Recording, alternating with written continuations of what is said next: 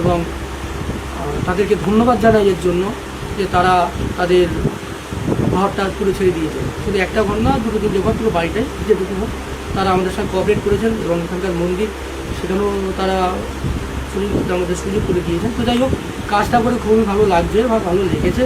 আশা করব পরবর্তীকালে আমাদের আরও কাজ হবে, আরও ভালো ভালো কাজ আপনাদের সামনে উপস্থাপনা করতে পারবো। আর আপনারা দেখতে থাকুন এই কাজটি। আমাদের যে প্রজেক্টটা হচ্ছে কাঞ্চনমালা বলে, আশা করি আপনাদের ভালো লাগবে।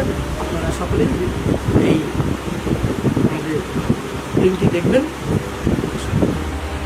নমস্কার, আমি সুপর্ণা।